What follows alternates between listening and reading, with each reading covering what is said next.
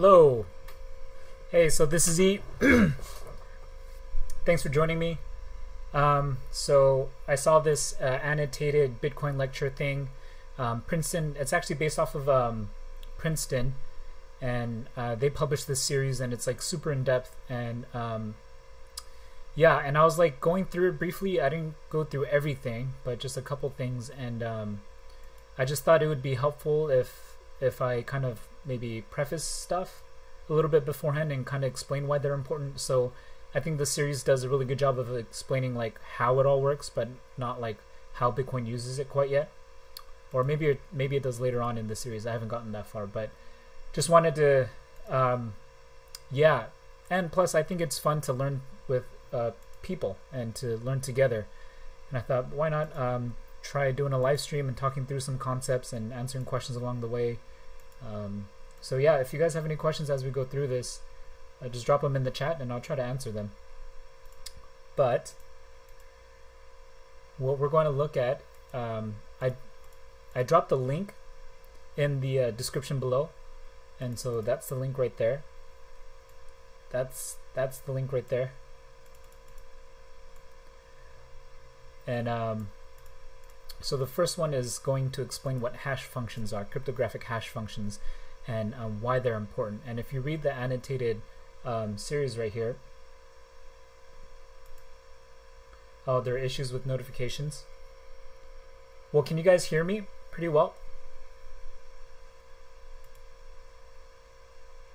Let me know if you guys can't hear me, but yeah. So what hashes are going to be used in the Bitcoin network, and they're going to be used to create identifiers, right? So it functions in a lot of ways. Like the hashes can function to generate private keys into public keys and then into addresses. All of those three steps are hashed. And then you can also use them for transaction IDs, right?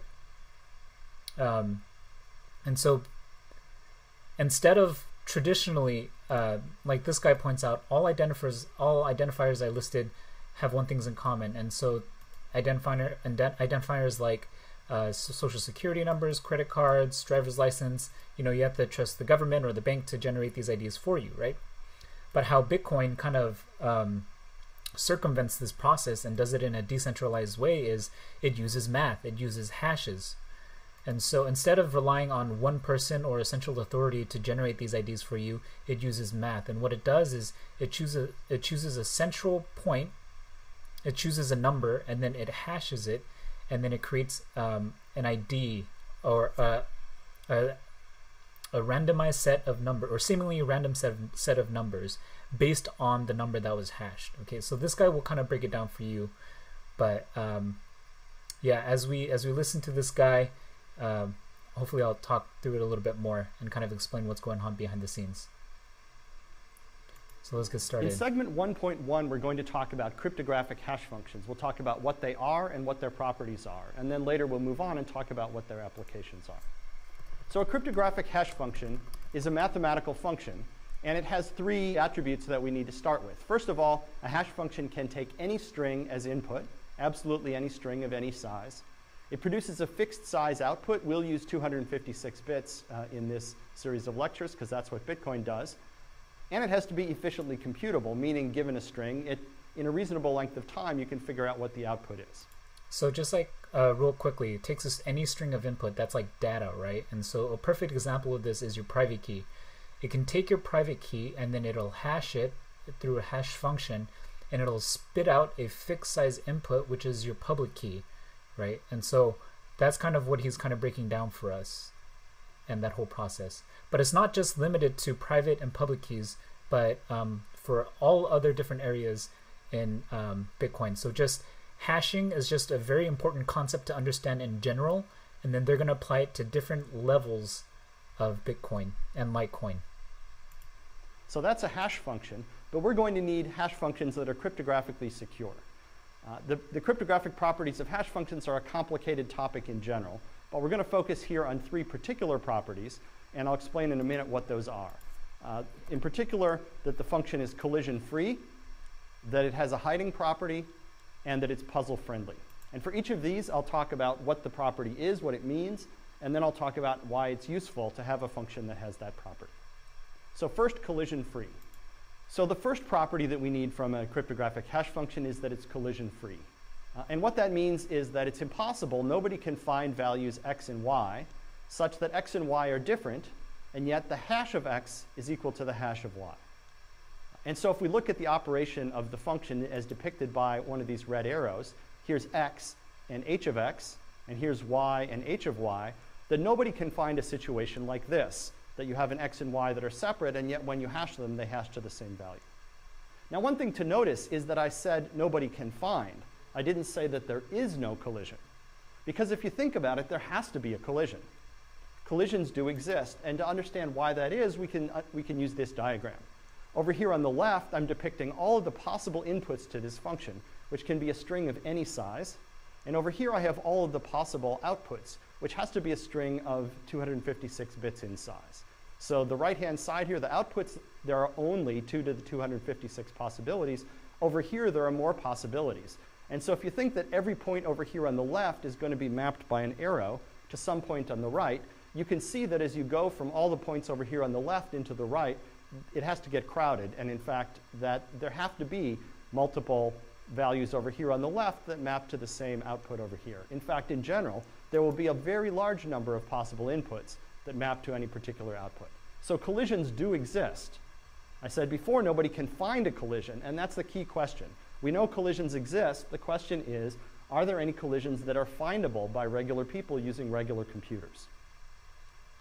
Okay, now to make things even worse, I said that it has to be impossible to find a collision. Let me tell you how to find a collision, because there's a method that's guaranteed to work. And the method works like this, that we're going to pick two. Okay, so what he's trying to say is that when you hash a number, it gives a specific value.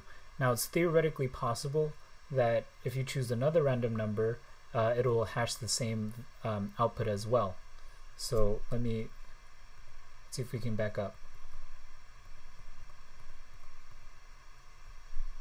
Outputs which that are separate, and yet when you hash, right, and so you have two different data points and it ends up at the same hash, right? And you don't want that because for example, let's say private and public keys, right? Because your private key, it goes through a hash function and then it produces your public key, right? Now it's theoretically that you can find another data point that produces the same hash, or you just put in a whole bunch of private keys and you try to find this number, right? Now, what he's trying to say is that it's what you don't want is for these two to collide. You don't want to have two different sets of data points pointing to the same hash. Or you don't want anybody to be able to accidentally find one of that data points and to be able to connect it to this hash.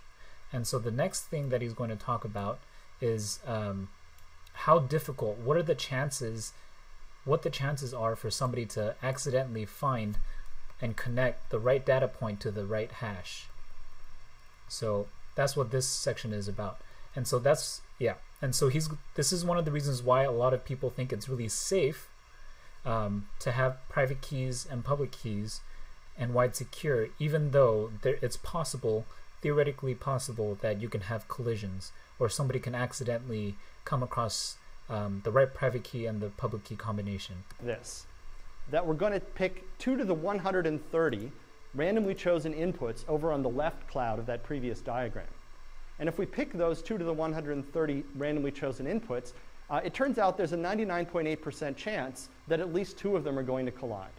And so this is a very simple method for finding a collision. It works no matter what the hash function is, but of course the problem is that this takes a very, very long time to do. You have to compute the hash function 2 to the 130 times. And that's, of course, an astronomical number. This method works no matter which hash function we're using. There's still a 99.8% probability that this works, and if it doesn't work, just try it again. It'll probably work the next time. But this doesn't really matter. And the reason it doesn't really matter is that this procedure takes 2 to the 130 steps in order to get to that high probability. So we can say something like this. We can say that if every computer ever made by humanity was computing since the beginning of the entire universe up to now, the odds that they would have found a collision is still infinitesimally small. So small that it's way less than the odds that the Earth will be destroyed by a giant meteor in the next 2 seconds, which didn't happen. Okay, so do you guys understand the argument that he's making there? You have a 99.8% chance that you'll find a collision, and it'll take years, like years and years and years, for anybody to accidentally come across the right collision. And so that's why a lot of people think that private and public keys are secure. And so that's the reasoning behind hashing your private key into your public key, and why it's near impossible to find it. Okay, so we know how to find a collision, but this method takes too long to matter. The question is there some other method that could be used on a particular hash function in order to find a collision? And that's the question that is harder to answer. Is there a faster way to find collisions? Well, for some possible values of hash functions, of course there are. For example, if our hash function were to simply take the input modulo 2 to the 256, that is, it just selected the last 256 bits of the input, then we would know an easy way to find a collision. One collision would be the values 3 and 3 plus 2 to the 256. So for some possible values of the hash function, it's very easy to find a collision. For others, we don't know. Now, one thing I need to note is that there's no hash function in existence which has been proven to be collision-free. There are just some that people have tried really, really hard to find collisions and haven't succeeded. And so we choose to believe that those are collision-free. Okay. Now, what good does collision freedom do us? If we can assume that we have a hash function that is collision-free, then we can use that hash function as a message digest. And what I mean by that is the following, that if we know that x and y have the same hash, then it's safe to assume that x and y are different. Because if someone knew an x and y that were different that had the same hash, of course that would be a collision. Since there's not a collision that we know of, then knowing the hashes are the same, we can assume that the values are the same. And this lets us use the hash as a kind of message digest. Suppose, for example, that we had a file, a really big file, and we wanted to be able to recognize later whether another file was the same as the file we saw the first time. Right? So one way to do that would be to save the whole big file, and then when we saw another file later, just compare them. But because we have hashes that we believe are collision-free, it's more efficient to just remember the hash of the original file. Then if someone shows us a new file and claims that it's the same, we can compute the hash of that new file and compare the hashes. If the hashes are the same, then we conclude that the files must have been the same. Okay, so what he's saying is, like, the file is the data point, right? And then when you hash it, it derives a specific output that's unique to that data point, to the file. And so you can, instead of uploading the entire file and then comparing it with, and you want to make sure like it's the same file, like instead of taking the two files and comparing it together, what you do is you take the file, you hash it, and it gives you like a 256-bit number, which is a whole lot shorter. And then you compare that hash with your hash, and that's how you know for sure that they match. And so it saves a lot of space. And that's actually what is very similar to what PGP encryption does. And so why people say, oh, make sure the signatures match when you download something from GitHub. Because what they do is they run the code or the file through the person's specific PGP, and then it returns a signature. And then you do the same process to make sure that the file hasn't been corrupted or altered in any way. If the file has been altered in any way, then what's going to be spit out is going to be very, very different. And that gives us a very efficient way to remember things we've seen before and recognize them again. And of course, this is useful because the hash is small. It's only 256 bits, while the original file might be really big. So hash is useful as a message digest, and we'll see later on in this lecture and in subsequent lectures why it's useful to use hashes as message digests. So the second property that we want from our hash function is that it's hiding. And the property that we want is something like this, that if we're given the output of the hash function, that there's no feasible way to figure out what the input x was. The problem is that this property doesn't exactly hold. And to understand why that's the case, let's look at this example. So here, what we're going to do is an experiment where we flip a coin. And if the result of the coin flip was heads, we're going to return the hash of the string heads. And if the result was tails, we're going to return the hash of the string tails. And now we're going to ask someone who didn't see the coin flip but only saw this hash output to figure out what the string was that was hashed. That, of course, is going to be easy. It's easy in this scenario to find what the input string was. It's easy to find x. You simply compute the hash of the string heads and the hash of the string tails, and you see which one you got. And so in just a couple of steps, you can figure out what x was. So the reason this example failed, that is the reason why an adversary was able to guess what the string was that there were only a couple of possible values of x. And so if we're going to have a hiding property like this, it needs to be the case that there's no value of x which is particularly likely. That is, x has to be chosen from a set that's in some sense very spread out, so that this method for the adversary of just trying all the possible values of x, or just trying a few values of x that are especially likely, is not going to work. So the hiding property that we are going to need to set up is a little bit more complicated. So I hope that kind of makes sense between the head and tails example. Let's go back to that real quick. So what he's saying is we're going to hash heads, and then we're going to hash tails, and they're going to give us two separate outputs, right? And then he's saying, I want you to figure out like if I flip it and then I do heads or tails, I'm only going to show you one of the hashes. Well, it's pretty easy to tell what the output was based on the hash, because I just got to input heads, push, and then hash it using the same hash function that you did, and it's going to spit out that output right here. And so so based on that, it's really easy to determine whether or not you got a heads or a tail. Hopefully that makes sense. And so what he's saying, so this doesn't work. This doesn't work with two inputs to choose from. And so to mitigate against that, you've got to increase it. So if you have an infinite number of possibilities, it's really hard to figure out what the output is going to be. So that's how you defend against somebody trying to guess what that hash function is. Which is particularly likely. That is, x has to be chosen from a set that's in some sense very spread out, so that this method for the adversary of just trying all the possible values of x, or just trying a few values of x that are especially likely, is not going to work. So the hiding property that we are going to need to set up is a little bit more complicated. And the way we're going to fix this problem with the common value x, like heads and tails, is we're going to take the x and we're going to put next to it, we're going to concatenate with it a value r, which is chosen from a distribution that's really spread out. And so this h of r concatenated with x, that means take all the bits of r and put after them all the bits of x. And so what we're going to say is, given the hash of r together with x, that it's infeasible to find x, and that this will be true in the formally stated property that if r is a random value chosen from a distribution that has high min entropy, then given the hash of r concatenated with x, it's infeasible to find x. And what does high min entropy mean? Well, it captures this intuitive idea that r is chosen from a distribution that's really spread out. And what that means specifically is that there's no particular value that r could have had that would occur with more than a negligible probability.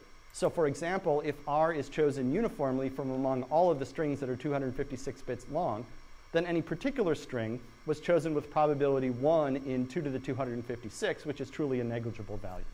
So as long as r was chosen that way, then the hash of r concatenated with x is going to hide x. And that's the hiding property that the hash function will be deemed to have.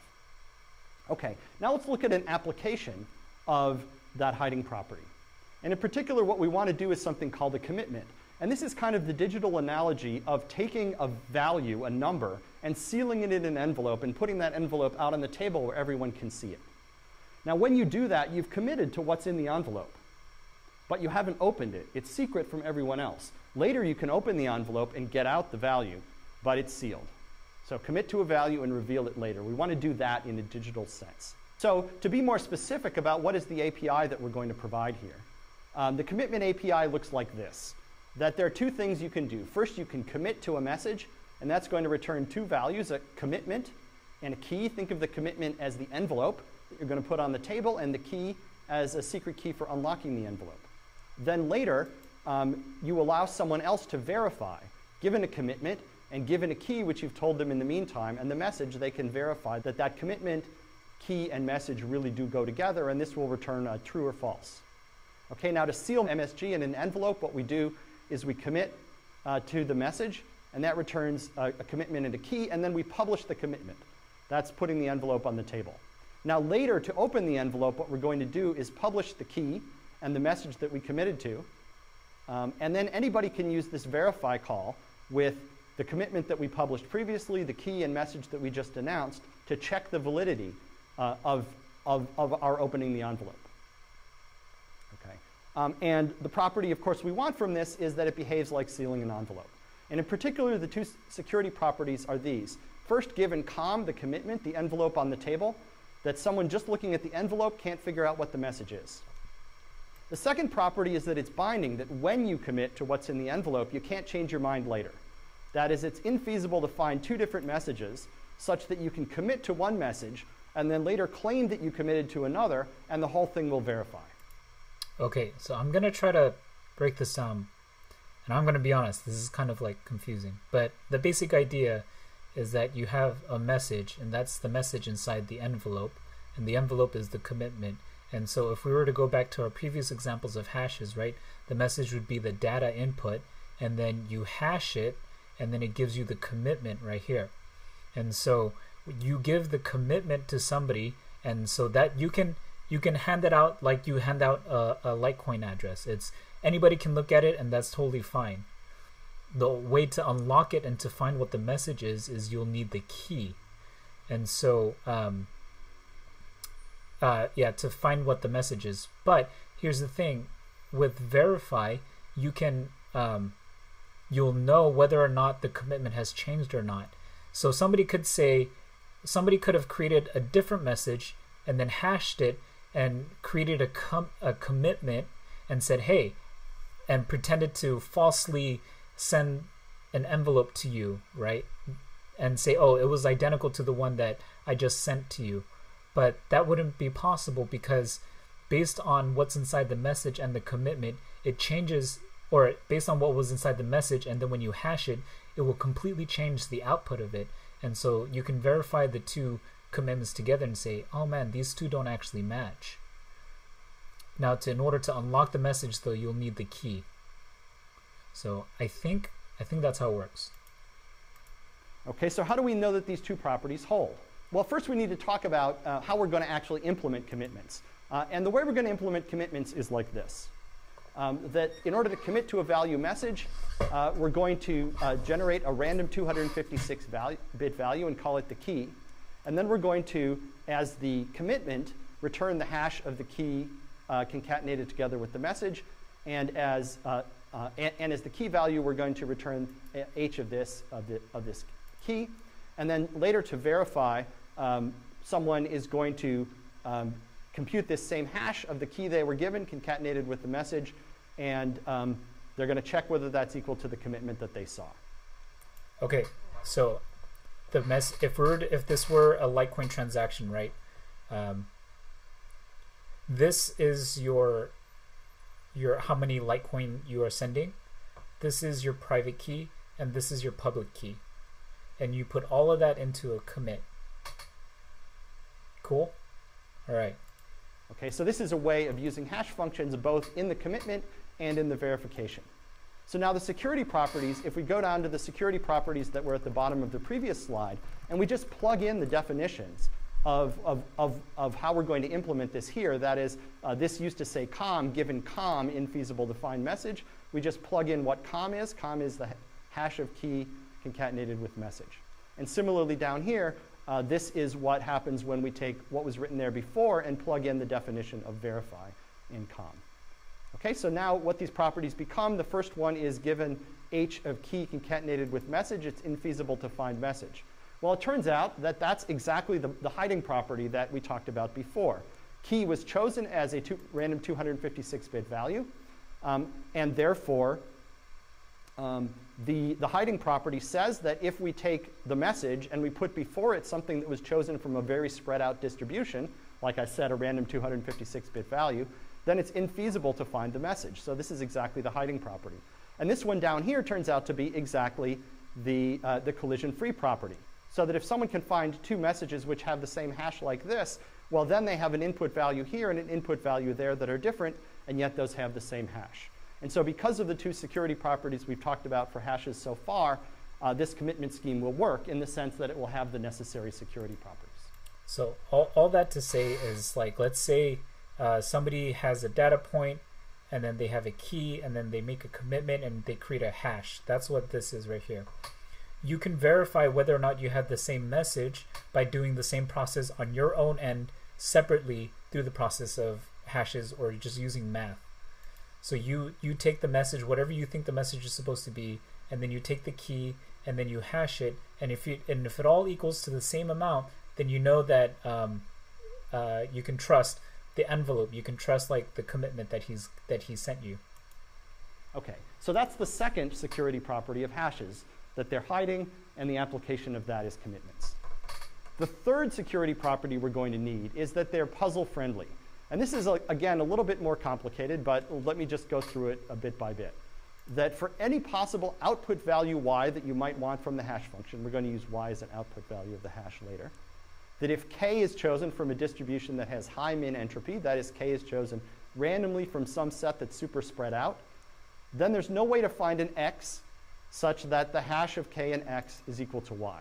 So what this means is basically that if someone wants to target the hash function, if they want it to come out to some particular output value y, that if there's part of the input that is chosen in a suitably randomized way, that it's very difficult to find another value that hits exactly that target. Okay, so this is like, if I have how much Litecoin you sent, and if I have your public key or your Litecoin address, it would still be impossible to figure out what X is, which is the private key, because X has so many different values. It can be an infinite number, and for any number and then you hash it, it puts out a different y, like a completely different y. And so that's how we can have security, and how we can be we can have insurance that our Litecoins are protected. So the application we're going to use of this is we're going to build a search puzzle. And what that means is we're going to build a mathematical problem which requires searching a very large space in order to find the solution, and where there's no shortcuts, a way to find a good solution other than searching that large space. That's a search puzzle. To be more specific, the idea is that if we're given a puzzle ID, which is chosen from some high min entropy distribution, that is some very spread out probability distribution, and we're given a target set y, which someone wants to make the hash function fall into, then we want to try to find a solution x, so that if we hash the puzzle ID together with the solution x, we get a result that's in the set y. So the idea is y is a target range or set of hash results that we want. ID specifies a particular puzzle, and x is a solution to the puzzle. And the puzzle-friendly property here implies that there's no solving strategy for this puzzle, which is much better than just trying random values of x. And so if we want to pose a puzzle that's difficult to solve, that we can do it this way, as long as we can generate puzzle IDs in a suitably random way. And we're going to use that later when we talk about Bitcoin mining. That's the sort of computational puzzle we're going to use. OK, so we've talked about 3 properties of hash functions and 1 application of each of those. Now let me talk just very briefly about the particular hash function we're going to use. There are lots of hash functions in existence, but this is the one Bitcoin uses, and it's a pretty good one to use. It's called SHA-256, or SHA-256, and it works like this. Basically, it takes the message that you're hashing, and it breaks it up into blocks that are 512 bits in size. The message isn't going to be, in general, necessarily exactly a multiple of the block size, so we're going to add some padding at the end. And the padding is going to consist of, at the end of the padding, a 64-bit length field, which is the length of the message in bits. And then before that, it's going to consist of a 1-bit, followed by some number of 0 bits. And you choose the number of 0 bits so that this comes out exactly to the end of a block. So once you've padded the message so that its length is exactly a multiple of the 512-bit block size, you then chop it up into blocks, and you then execute this computation. You start with a 256-bit value called the IV. That's just a number that you look up in a standards document. And then you take the IV and the first block of the message. You take those 768 total bits, and you run them through this special function C. The compression function, and out comes 256 bits. You now take that with the next 512 bits of the message, run it through C again, and you keep going. Each iteration of C crunches in another 512-bit block of the message and mixes it in sort of logically to the result. And when you get to the very end, you have consumed all of the blocks of the message plus the padding. The result is the hash. That's a 256-bit value. And it's easy to show that if this function C, this compression function, is collision-free, then this entire hash function will also be collision-free. The other properties are a little bit more complicated, so I won't talk about them here.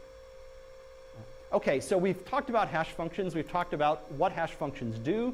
We've talked about 3 properties of hash functions and applications of those properties, and the specific hash function that we use in Bitcoin. In the next lecture segment, we'll talk about ways of using hash functions to build. All right. And so the next point is like hash pointers and data structures. This is going to explain like why they call it a blockchain and how the blocks and the transactions are actually chained together. So he says messages can be chained. A message refers to its parents by including its hash value. And so this is like referring to transactions, and yeah. And then the 2 most important message chains in Bitcoin are blockchains and chains of ownership. And then so Merkle tree is going to be a really big concept. I think he's going to talk about it in this one, maybe in this one, but yeah. Like a chain, a tree orders messages in a tamper-evident way, but a tree is more flexible in that membership of a given tree can be proven efficiently. The most important kind of binary tree used in Bitcoin is the one made up of transactions contained in a block. The root of this tree, or the Merkle root, appears in a block header. And so basically, like a Merkle tree is, you have like, let's say 4 different data points, and then you hash these 2 right here, and then you hash that, and then it creates a Merkle root. And based on the Merkle root, you can determine what the data point down here, or down here, or down here, or down here are. Okay, so you can verify what these data points are. And so all you really need to do is input that Merkle root into, all you need is that Merkle root in order to know what the transactions are here. And so this is one way that Bitcoin saves space. So instead of, and it extends beyond just blocks. There's something called MAS, Merkleized Abstract Syntax Trees, that Bitcoin and Litecoin are going to use. And in regards to smart contracts, well, it's kind of the same thing, except just applied one layer above the transactional layer, and it's more specifically revolving smart contracts. So let's so this one's a bit quicker. In section 1.2, we're going to talk about hash pointers and their application. A hash pointer is a kind of data structure that turns out to be used a lot in the systems that we're talking about. And a hash pointer is basically a simple thing that we're going to take a pointer to where some information is stored, and we're going to, together with that pointer, store a cryptographic hash of the information. So whereas a regular pointer gives you a way to retrieve the information, a hash pointer is going to let us ask to get the information back, and it's also going to let us verify that the information hasn't changed. So a hash pointer tells us where something is and what its value was. Okay. And we're going to draw a hash pointer in diagrams like this. That we're going to have h of, and then an arrow that points to something. So anything drawn like this, you think of it as being a hash pointer to this thing. It's a pointer to where it's stored, and it's also the hash of the value that this data had when we last saw it. And we can take hash pointers, and we can use them to build all kinds of data structures. So a key idea here, take any data structure, a linked list, a binary search tree, or something like that, and implement it with hash pointers instead of pointers as we normally would. For example, here's a linked list that we've built with hash pointers. And this is a data structure that we're going to call a blockchain. So just like a regular linked list where you have a series of blocks, and each block has data, as well as a pointer to the previous block in the list. Here, the previous block pointer will be replaced with a hash pointer. So it says where it is and what the value of this entire previous block was. And we're going to remember the head of the list like this, just as a regular hash pointer. Okay. And a use case for this, for a blockchain like this, is a tamper-evident log. That is, if we want to build a log data structure that stores a bunch of data so that we can add data onto the end of the log, but if somebody goes later and messes with data that is earlier in the log, we're going to detect it. That's what the tamper evidence means. Okay, so let's break this down a little bit. So these are blocks, and inside these blocks are transactions, right? And so not only are transactions chained together, but blocks are also chained together. And so this hash that he's talking about, if you look on an explorer, it's actually this right here. And you can see that you can also find the previous block's hash pointer right here. And if you remember in the previous video right here, what he was saying is, gosh, let's see if I can find it. Yeah. So this hash right here is chained by combining this previous hash, and you put it in this algorithm, and then it generates this hash for the new block, combined with the data set and the message that you have in here. Okay, so in order to get this, you've got to take this, and you've got to take the data inside of here. You got to combine, and then you've got to hash those two things, and it'll give you this right here. And so that's how you can chain it and prove that that the blocks are connected and chained together. To understand why a blockchain gives us this tamper-evident property, let's ask what happens if an adversary wants to go back and tamper with data later that's in the middle of the chain. Okay, so let's assume that an adversary wants to tamper with this block down here. He wants to change the data here, and he wants to do it in such a way that we, the holders of the hash pointer at the head here, won't be able to detect it. All right. So the adversary changed the contents of this block, and therefore the hash here, which is a hash of this entire block, is not going to match up. Because the hash function is collision-free, it must be the case that the hash of this block is now different. And so we could detect the inconsistency between this data and the hash pointer that we remembered before. Or we could do that unless the adversary also tampers with the hash pointer. If he tampers with this hash pointer, then he makes these two match up. But now he's changed the content of this block. And what that means is that when we come back later and hash the contents of this block, it's not going to match the hash that we remembered before because the contents of the block has changed. And so we're going to detect the inconsistency between the contents of this block and this hash, unless the adversary also tampers with the block over here on the right. But now when he does that, the hash of this block is not going to match the hash that we remembered up here and the hash that we're holding on to. And this the adversary can't tamper with because this is the value that we remembered as being the head of the list. And so the upshot of this is that if the adversary wants to...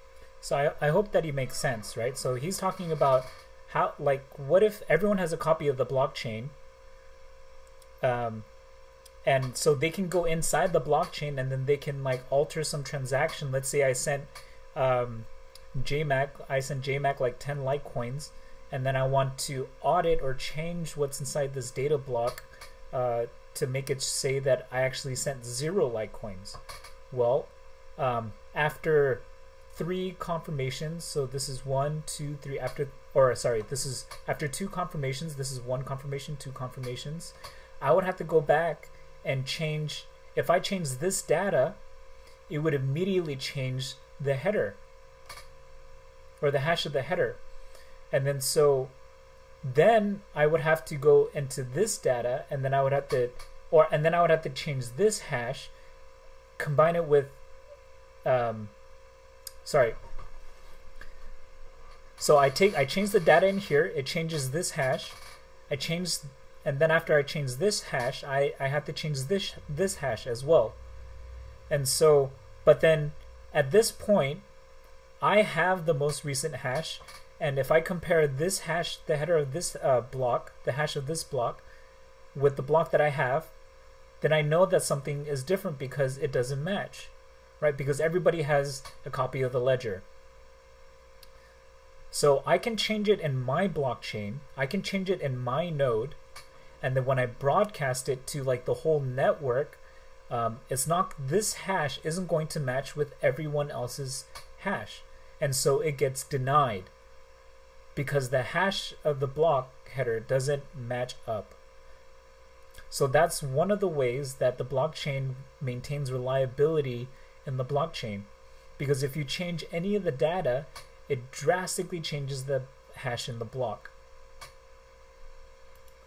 So does that, I hope that makes sense. Let me know if I'm having a little bit of difficulty explaining things right now, but if you guys have any questions, just let me know and ask me to repeat stuff if it's not working out for you. To tamper with data anywhere in this entire chain, in order to keep the story consistent, he's going to have to tamper with hash pointers all the way back to the beginning, and he's ultimately going to run into a roadblock because he won't be able to tamper with the head of the list. And so what this means is that just by remembering this hash pointer, we've essentially remembered a kind of hash, a tamper-evident hash of the entire list all the way back to the beginning. And so we can build a blockchain like this containing as many blocks as we want, going back to some special block at the beginning of the list, which we might call the genesis block. And that's a tamper-evident log built out of a blockchain. Now, another useful data structure that we can build using hash pointers is a binary tree. We can build a binary tree with hash pointers, and this is called, in the jargon, a Merkle tree, after Ralph Merkle, who invented it. And the idea is this. Suppose we have a bunch of data blocks, which we'll draw across the bottom down here. We're going to take pairs, consecutive pairs of these data blocks, and for these two data blocks, we're going to build a data structure here that has two hash pointers, one to each of these blocks. And similarly all the way across. We'll then go another level up, and this block here will contain a hash pointer of these two children down here, and so on all the way back up to the root of the tree. And then just like before, we're going to remember just the hash pointer up here at the head of the tree. And we can then, if we want, traverse down through the hash pointers to any point in the list, and we can make sure that the data hasn't been tampered with. Because just like I showed you with the blockchain, if an adversary tampers with some block down here at the bottom with the data, that will cause the hash pointer that's one level up to not match, so he'll have to tamper with that, and therefore he'll have to tamper with the hash pointer one level up from there, and therefore he'll have to tamper with the hash pointer one level up from there, and eventually he'll get up to the top where he won't be able to tamper with the hash pointer that we've remembered. So again, any attempt to tamper with any piece of data across the bottom will be insured against by just remembering the hash pointer at the top. Now, another nice feature about Merkle trees is that unlike the blockchain that we built before, that if someone wants to prove to us that a particular data block is a member of this Merkle tree, all they need to show us is this amount of data. So if we remember just the root, and someone wants to convince us that this block is in the Merkle tree, they need to show us this block, and we can verify that the hash matches up. And then they need to show us this block, and we can verify that the hash of this matches that. They can show us this block, we verify that the hash of this block matches this hash pointer, and then they show us the data. And just by verifying the hashes up to the root, we can verify that this data block was in the Merkle tree. So that takes about log n items that we need to be shown, and it takes about log n time for us to verify it. And so with a very large number of blocks, data blocks in the Merkle tree, we can still prove membership in a relatively short time. Okay, so Merkle trees have various advantages. One advantage, of course, is the tree holds many items, but we just need to remember the one root hash, which is only 256 bits. We can verify membership in a Merkle tree in logarithmic time and logarithmic space. That's nice. And there's a variant, which is a sorted Merkle tree. That's just a Merkle tree where we take the blocks at the bottom and we sort them into some order, say alphabetical, lexicographic order, or numerical order, or some order that we agree on. Now, having done that, once we've sorted the Merkle tree, now it's possible to verify non-membership in a Merkle tree. That is, we can prove that a particular block is not in the Merkle tree. And the way we do that is simply by showing a path to the item that's just before where that item would be and just after where it would be. And then we can say, look, both of these items are in the Merkle tree, they're consecutive, and therefore there's no space in between them. There's nothing in between them, and so the thing that we're trying to prove non-membership of can't be there. All right, so a Merkle tree is a binary search tree built with hash pointers. We can do logarithmic time membership proofs, non-membership proofs if we sort the tree, and it's very efficient. More generally, it turns out that we can use hash pointers in any pointer-based data structure, as long as the data structure doesn't have cycles. If there are cycles in the data structure, then we won't be able to make all the hashes match up. If you think about it, in an acyclic data structure, we can sort of start near the leaves or near the things that don't have any pointers coming out of them, compute the hashes of those, and then work our way back sort of toward the beginning. But in a structure with cycles, there's no end that we can start with and compute back from. So, for example, just as a side note, SegWit uses MAST, this concept of hashing all the transactions into a Merkle root. For example, a directed acyclic graph out of hash pointers, and we'll be able to verify membership in that DAG very efficiently, and it will be easy to compute.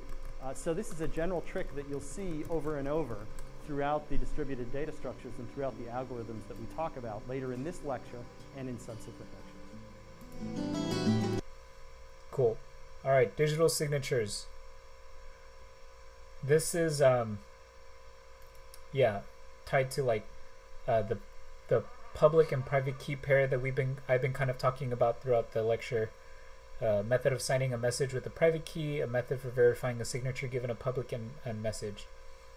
So in order to make this work, you need valid signatures that will be validated and valid signatures that can't be forged.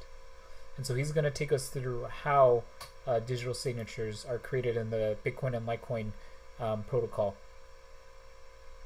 And this is all about decentralization, right? Because you can trust a third party. This is how Bitcoin removes trust of a centralized service or like a bank or something like that, because you can mathematically prove ownership of your Litecoin. So rather than trusting someone else to keep a record, you are mathematically proving that you have ownership of the Litecoin through your public and private key. And that's why this is so revolutionary and why it's so mind-blowing, because it just removes the matter of trust. In segment 1.3, we're going to talk about digital signatures. This is the second cryptographic primitive, along with hash functions, that we need as building blocks for the cryptocurrency discussion later on. So a digital signature is supposed to be just like a signature on paper, only in digital form. And what that means is this. What we want from signatures is two things. First, that just like an idealized paper signature, only you can make your signature, but anyone who sees your signature can verify that it's valid. And then the second thing you want is that the signature is tied to a particular document, so that somebody can't take your signature and snip it off one document and glue it onto the bottom of another one. Because the signature is not just a signature, it signifies your agreement or endorsement of a particular document. Okay, so the question is, how can we build this in a digital form using cryptography? So let's get into the nuts and bolts. Here's an API for digital signatures. There are three operations that we need to be able to do. The first one is we need, in the beginning, to be able to generate keys. And so we have a generate keys operation, and we tell it a key size. How big in bits should the keys be? And this produces two keys, SK and PK. SK will be a secret signing key. This is information you keep secret that you use for making your signature. And PK is a public verification key that you're going to give to everybody and that anybody can use to verify your signature when they see it. Okay, so generate keys, right? There's different ways to do it. HD wallets, hierarchical deterministic wallets, these are called seed keys. These are the 12 words that you get for Loaf wallet. These are the 24 words you get for Ledger Nano S or something like that. So that's one way that they generate these private and public keys. If you use Litecoin Core, what they do, how they generate keys is they choose a random point and then they just, from that random point, they create a private key, and from that specific private key, they create a public key. So it's a bit more randomized, but they keep a log of it in the wallet.dat file. And so that's why it's so important for you to back up your core wallets, because that's where it keeps track of your private and public keys. Now, one thing to note is like the seed keys are a reference point. The random number is a reference point, and they hash it to get a secret key. This is your private key of your Litecoin address. Okay, and from this private key, they hash it one more time, and it gives you the public key. Okay, now the public key actually is not the L or the M address that you see. There's this one last step that people do, and it's called a Betch 32 check, and or base 52 check, and then that's what spits out the L address or the M address or something like that. And so there's actually 3 layers, and the top layer that we see that we share with other people is the top layer right here, and underneath that layer is actually the public key. The public key is what goes into the blockchain. Your Litecoin address actually does not go into the blockchain, but what your wallet does is because the Litecoin address is derived in a very easy way, they can reverse engineer it so that they can find the public key, but you cannot reverse engineer the public key to find the private key because of the hash functions that we've been using, and the guy has been talking about all this time. Okay, so hopefully that makes sense. The second operation is the sign operation. The sign operation, you take your secret signing key and you take some message that you want to put your signature on, and it returns sig, which is a signature. It's just some string of bits that represents your signature. And then the third operation is a verify that takes something that claims to be a valid signature and verifies that it's correct. It takes the public key of the signer, it takes the message that the signature is supposedly on, and it takes the supposed signature. And it just says yes or no, is this a valid signature? Okay, so these 3 operations, these 3 algorithms constitute a signature scheme. And I'll note that the first 2 can be randomized algorithms. The verification won't be, it will always be deterministic. And in fact, if you think about it, generate keys had better be randomized because it ought to be generating different keys for different people. Okay, so the requirements for the signatures at a slightly more technical level are the following 2 requirements. First of all, that if a signature is, that valid signatures will verify. If a signature is valid, that is, if I sign a message with SK, with my secret key, that if someone then later tries to validate that using my public key and the same message, that will validate correctly. So this says that that signatures are useful at all. But then the second thing you want is that it's impossible to forge signatures. That is, an adversary who knows your public key, who knows your verification key, and gets to see signatures on some other messages, can't forge your signature on some message that he wants to forge it on. I hope that part makes sense to you, and that's really important, because this is the reason why we can pass out our public keys or our Litecoin addresses to anyone and everyone.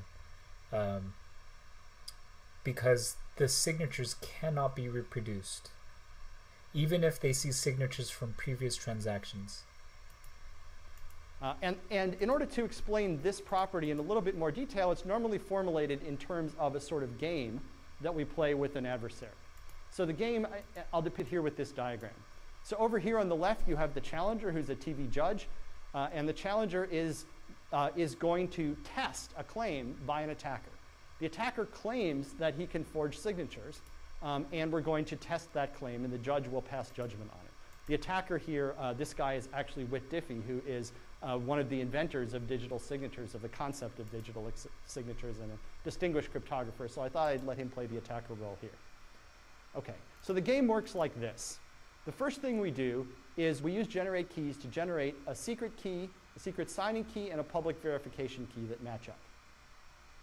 Now we give the secret key to the challenger, to the judge, and we give the public key to both parties, both to the challenger and to the attacker. So the attacker only knows information that's public. He only knows the public key. And his mission is going to be to try to forge a message. The challenger knows the secret key, so he can make signatures. Right? Now, if you think about a real-life application, and a real-life attacker would be able to see valid signatures from their would-be victim on a number of different documents. And maybe the attacker could even manipulate the victim into signing innocuous-looking documents, if that's useful to the attacker.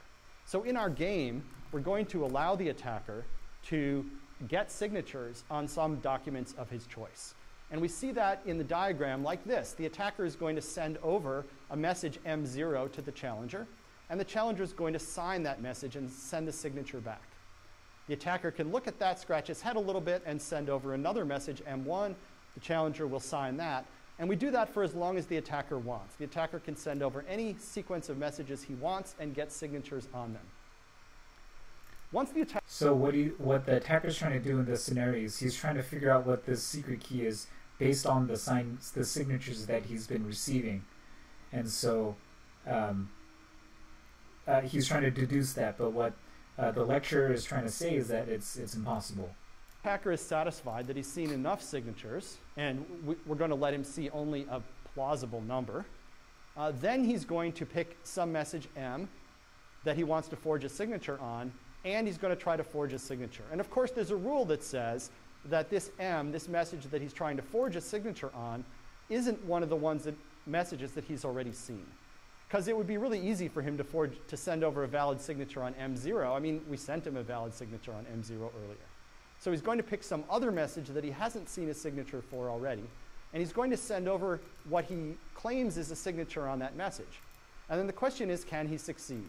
So the challenger is going to run the verify algorithm, use the public verification key, and on that message and the signature that the attacker provided, and is going to check whether it verifies. And if it does verify, if this returns true, then the attacker wins. The attacker has forged a message. And so this game is what we use to define what it means for a digital signature scheme to have the unforgeability property.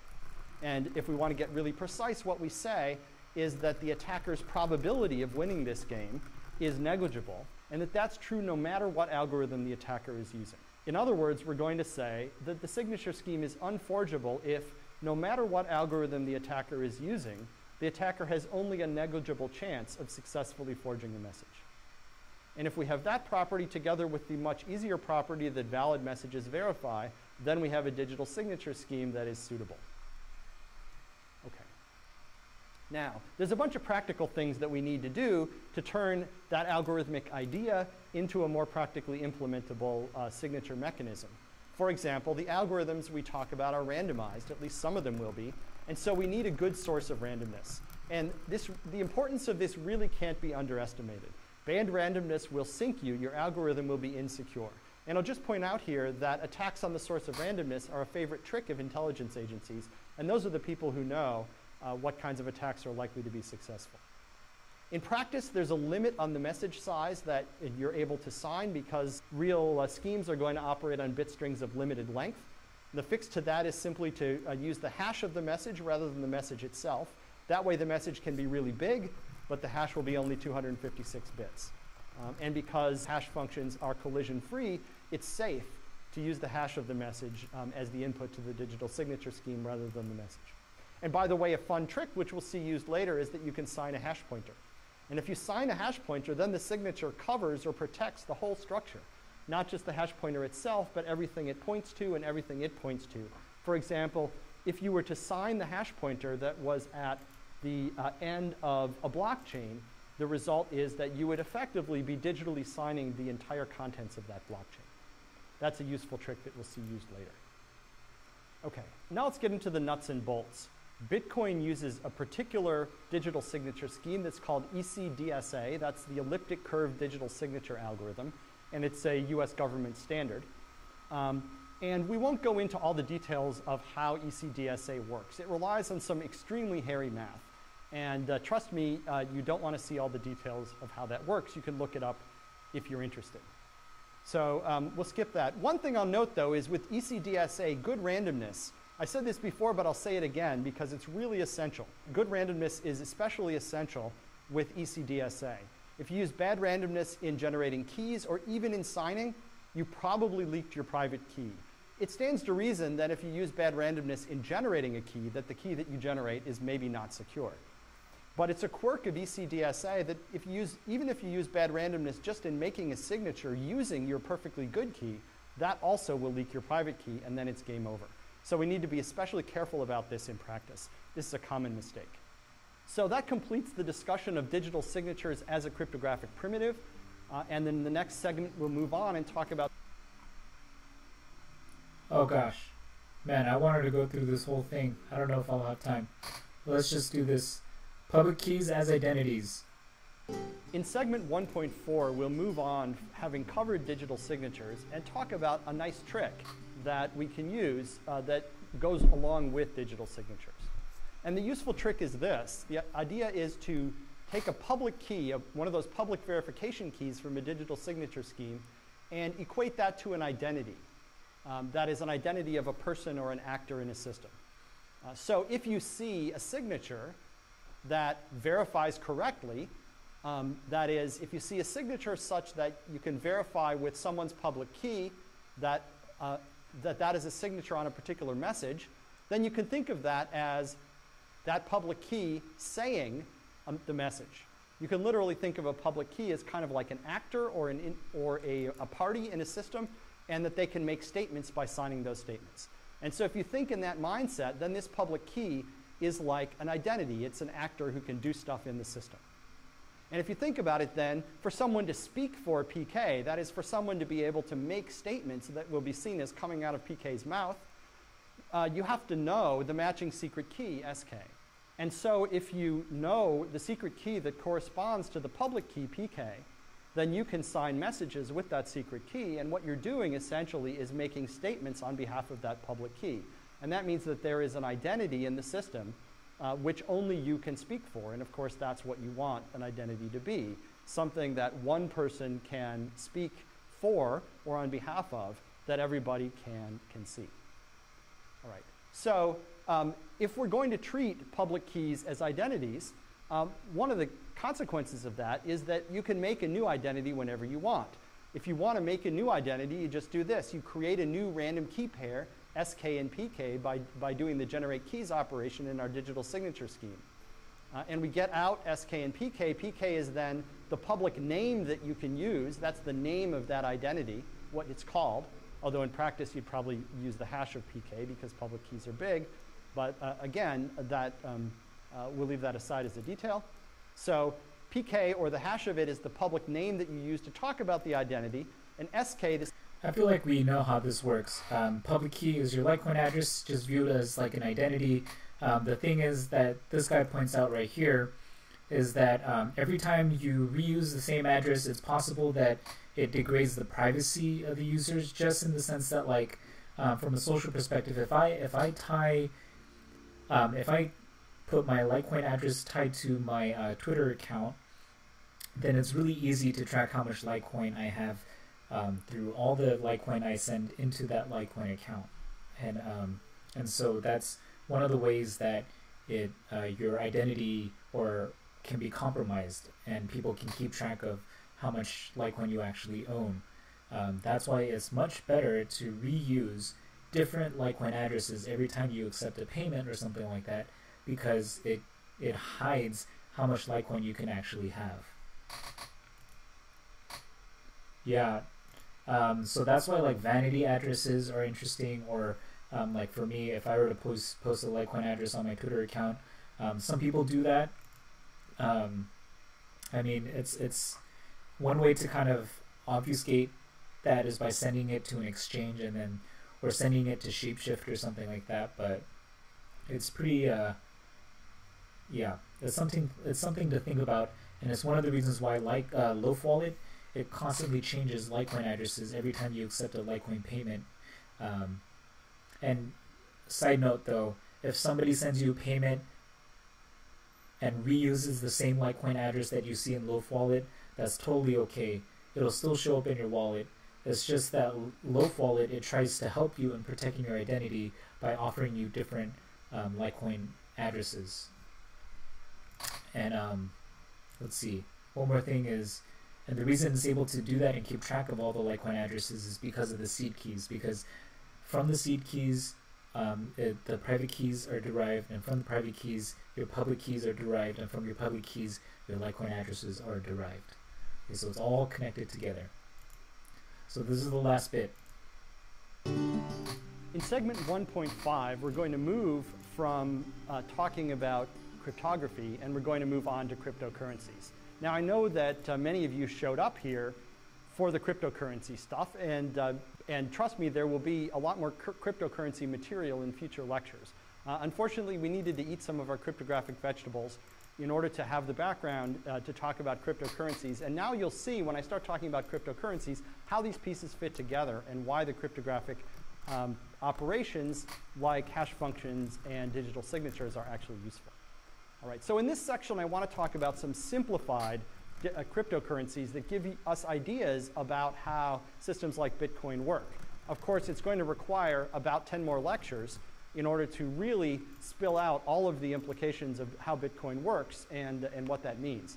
But let me talk about some very simple cryptocurrencies to get the discussion started.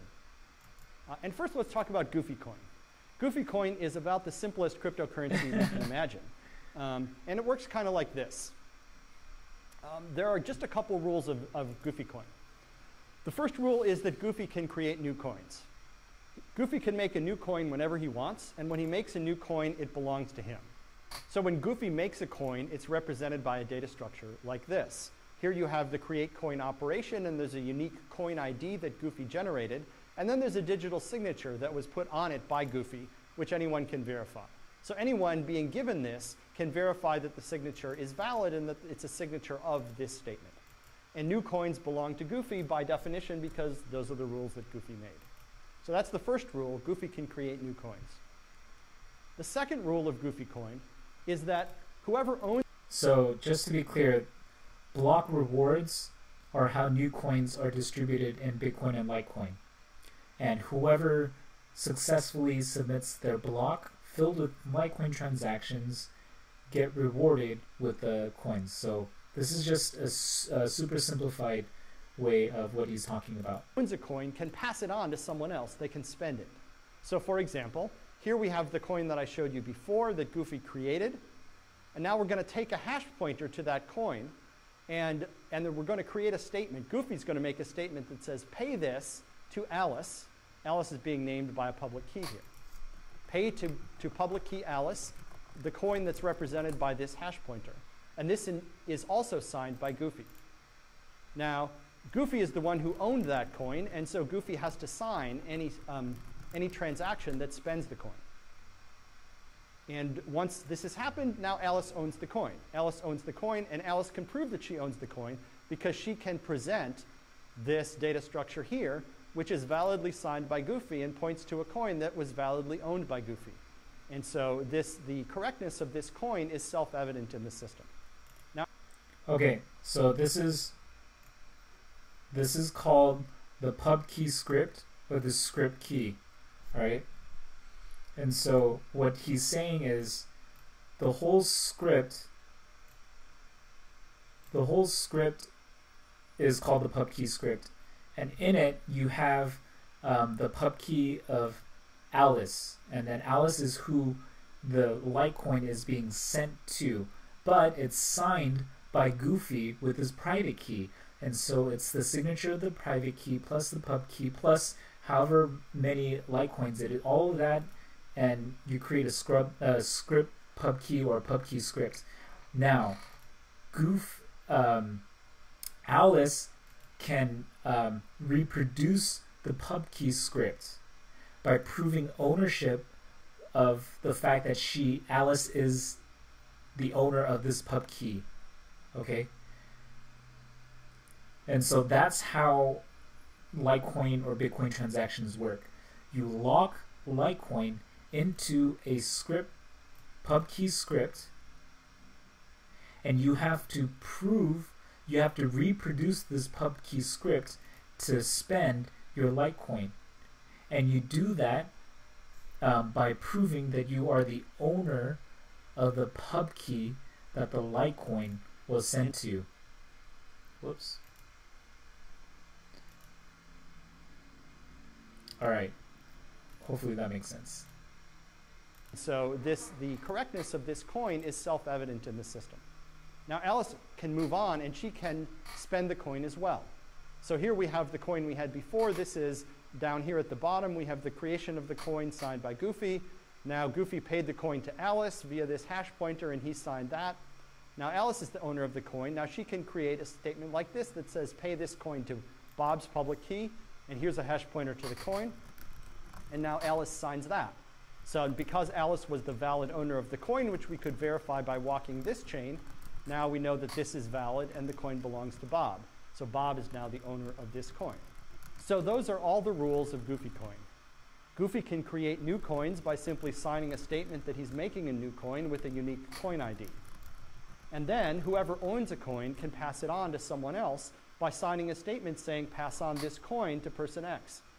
And you can verify the validity of a coin by simply following the chain and verifying all of the signatures along the way. That's Goofy Coin. All right. Now, there's a problem, though. There's a big security problem with Goofy Coin, and we can see it in this structure here. So look at this coin here. This is the coin that Goofy made and then paid to Alice. Alice was the owner of that coin, and there's a problem. Alice paid this coin on to Bob, but now Alice makes another data structure like this, which pays to Chuck the very same coin. And this is signed by Alice. Now, if Chuck doesn't know about this thing up in the upper left, this data structure, let's say Alice just gave that to Bob and didn't tell Chuck. Now, Chuck will look at this and he'll think that this is perfectly valid, and now he's the owner of the coin. Chuck has a valid-looking claim to be the owner of this coin, and Bob has an equally valid-looking claim to be an owner of this coin, and that's a problem because coins are not supposed to work that way. This is called a double spending attack. It's called double spending because Alice is spending the same coin twice. Okay, so this is a problem in Bitcoin, the double spending attack. And maybe you've heard of this by now. But basically, let's say Alice, let's say, yeah, pay to Bob, signed by Alice, signed by Alice. Okay, so let's say Alice sends Goofy a payment, or okay, sorry, pay to Bob. Alice pays to Bob. Okay, let's say Alice sends Bob a payment and she buys a burger. Okay, but she then signs this with the same address, with the same number of Litecoins. She then signs a transaction to Chuck, buying like maybe a glass of wine. Now they both look valid to Bob and Chuck, and so with the same number of Litecoin, she is defrauding one of these two people. And so that's the double spending attack, and this is a problem because up to this point, the only thing that validates it is a script pub key. And so what the lecture is going to talk about is a solution to keeping track and keeping a record, or basically keeping a blockchain history of these transactions, so that in the blockchain it records that this transaction happened. And therefore, if Alice tries to send the same Litecoin from the same Litecoin address, it is invalid because it is no longer because that Litecoin has been spent. And double spending attacks are one of the key problems that a cryptocurrency has to solve. Goofy Coin does not solve the double spending attack, and therefore Goofy Coin is not secure. So although Goofy Coin is simple and we understand its rules, it won't cut it as a cryptocurrency because it allows double spending. So in order to build a cryptocurrency that is going to be workable, we need to have some solution to the double spending problem.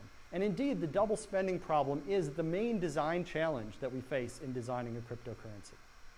So we need to somehow improve on Goofy Coin. And we'll do that by designing another coin, which I'll call Scrooge Coin. Scrooge coin is going to be rather like Goofy coin, except it will solve the double spending problem in a particular way. And this coin was created by Scrooge. Okay, so this is a little bit more complicated in terms of data structures, but here's one of the key ideas, that Scrooge is going to publish a history of all the transactions that have happened. This will be a blockchain, that data structure we talked about before, and it will be digitally signed by Scrooge. So anyone can, and it looks like this, of course. It's a series of blocks, data blocks. Each block will have one transaction in it. This block has the transaction with transaction ID number 73. And it has the contents of this transaction, and then there's a hash pointer to the previous block in the history. Okay, and then Scrooge will take the hash pointer, which represents this entire structure, and he'll digitally sign it and publish it. Now anybody can verify that Scrooge really did sign this hash pointer, and then they can follow this chain all the way back and see what is the entire history of all the transactions in the history of Scrooge coin as endorsed by Scrooge. Okay. Now I said here that we put one transaction in each block. We do that for simplicity of explanation, but in practice, as an optimization, we'd really put multiple transactions into the same block, as Bitcoin does. So you can bear in mind as I talk about Scrooge coin that that's the way we'd really do it in practice.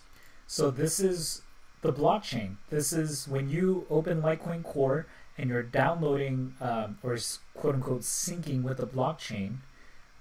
This is what you're downloading, a transactional history of all the transactions in Litecoin.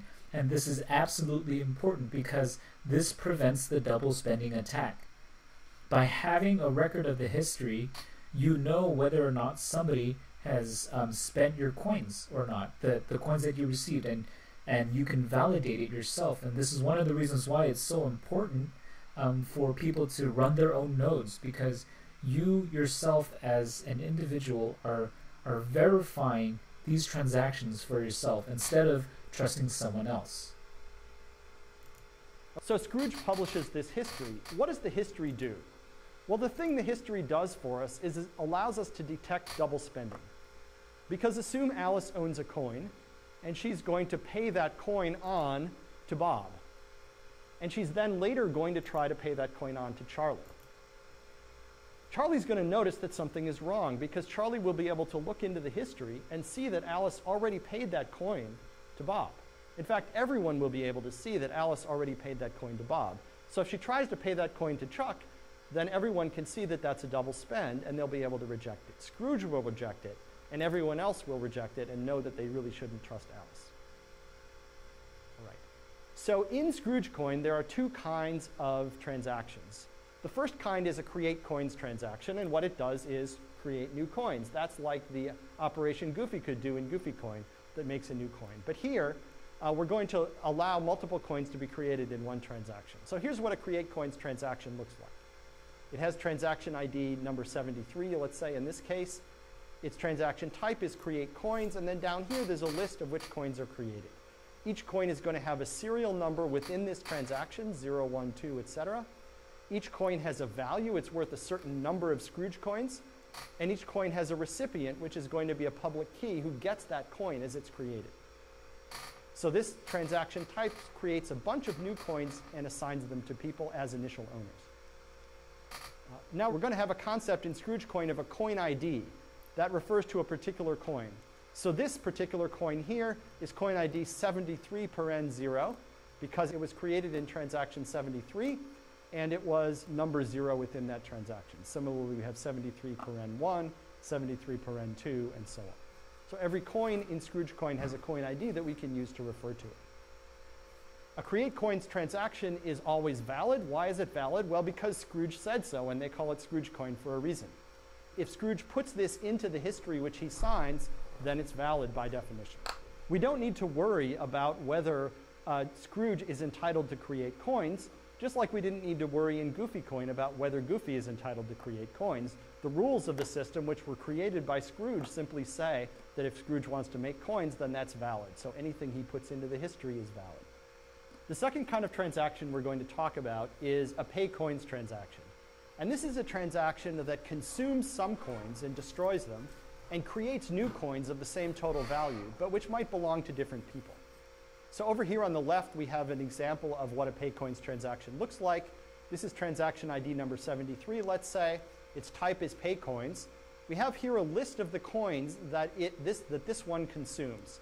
All of these coins are being consumed and destroyed by this paycoins transaction.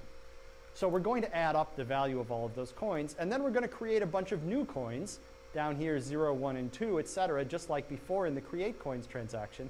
Each one has a value. Each one will belong to a certain recipient. And those new coins had better add up to the same total value as the coins that we consumed. And then at the bottom, we have a set of digital signatures. This transaction has to be signed by everyone who's paying in a coin. So if you're the owner of one of the coins that's going to be consumed in this transaction, then you need to digitally sign the transaction to say that you're really okay with spending this coin. The rules of Scrooge coins say that a paycoins transaction is valid if 4 things are true. First, if the consumed coins are valid, that is, they really were created in previous transactions. Second, that the consumed coins were not already consumed in some previous transaction. That is, that this is not a double spend. Third, that the total value of the coins that come out of this transaction is equal to the total value of the coins that went in. And finally, that the transaction is validly signed by the owners of all of the consumed coins. If all of those things are true, then this paycoins transaction is valid. Scrooge will accept it. He'll write it into the history, into the blockchain, and everyone will see that this transaction has happened. Okay, so he's laying out the logic that the Litecoin Core wallet does when it comes to validating transactions. First, is the coin real? Did it exist? Was it part of a block reward? Is it not double spent? So has it not been spent yet? Now this is the thing that people don't quite understand. When you send one Litecoin into a Litecoin address, the entire Litecoin must be spent. So if I send one Litecoin into a Litecoin address and I send 0.5 out, I must prove, or I must make a signature that cashes out the one Litecoin, and then I must make 2 separate transactions. One is 0.5 Litecoin to the intended Litecoin that I want to send it to, or the address I want to send it to. And then there's a second transaction that points to something called a change address. And so this is, so the change address is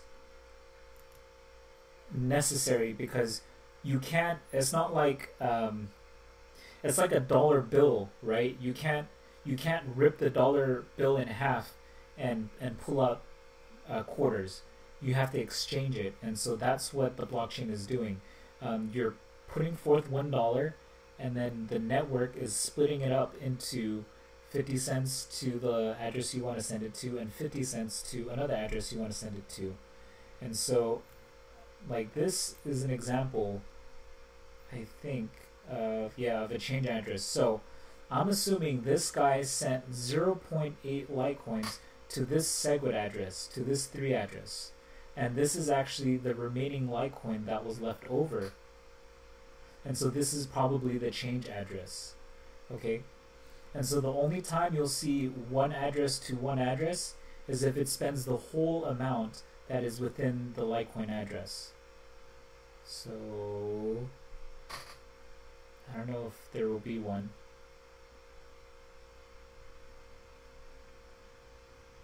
Yeah.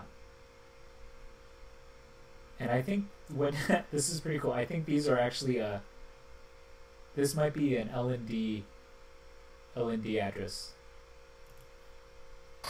or Lightning Network transaction. One thing to note about this scheme is that coins are immutable. Coins are never changed, they're never subdivided, they're never combined. All they are is created once in one transaction and then later consumed in some other transaction. But you can get the same effect as being able to subdivide or pay on or combine coins by using transactions. For example, if you want to subdivide a coin, you can just create a new transaction that consumes that one coin and then produces 2 new coins of the same total value. And if you want, you can give those 2 new coins back to yourself. That's a way that you can subdivide a coin that you own. Similarly, you can combine coins or you can pay on a coin in effect by just creating a chain of transactions each of which pass that value on in the form of a new coin to someone else. So although coins are immutable in this system, it has all of the flexibility of a system that didn't have immutable coins. Okay, now we come to the core problem with Scrooge coin. Scrooge coin will work. People can see which coins are valid. It prevents double spending because everyone can look into the blockchain and see that all of the transactions are valid and that every coin is consumed only once. But the problem is Scrooge. Scrooge thinks this is fine, right? Scrooge says, don't worry, I'm honest. But the fact is, if Scrooge starts misbehaving, then we're going to have a problem. Or if Scrooge just gets bored of the whole Scrooge coin scheme and stops doing the things that he's supposed to do, then the system won't operate anymore. And so the problem we have here is centralization. That although Scrooge is happy with this system, we as users of it might not be. So the central technical challenge that we need to solve in order to improve on Scrooge coin is, can we de-Scroogify the system? That is, can we get rid of that centralized Scrooge figure? Can we have a cryptocurrency that operates like Scrooge coin in many ways, but doesn't have any central trusted authority? In order to do that, we're going to need to figure out how to provide the services that Scrooge provides, but do it in a decentralized way, in a way in which no particular party is particularly trusted. That means we're going to need to figure out how everyone can agree upon a single published blockchain that is the agreed upon history of which transactions have happened. We need to figure out how people can agree which transactions are valid and which transactions have actually occurred. And we need to figure out how we can assign IDs to things in a decentralized way. If we can solve all of those problems, then we can build a currency that is very much like Bitcoin, which is like Scrooge coin, but without a centralized party. But in order to do that, it's going to take a few more lectures, and we hope you'll stick around and watch them. Thanks. All right, guys, that's it. The next thing will probably be about mining or something like that. But yeah, check out the link. I posted it. You can read through. I put it in the description below. Yeah, this is free. That's the crazy thing. This is like high-level stuff, and it's completely free. So take the time, read through the annotated sections. He explains things a little bit better too. And yeah, if you enjoyed this live stream, maybe I'll do it again. I put my Litecoin and Bitcoin addresses down below. If you appreciated spending time with me and me talking through stuff, tips are appreciated. And then hope you guys have a good weekend, man. Enjoy yourselves. Get out and enjoy life. I'll talk to you all later.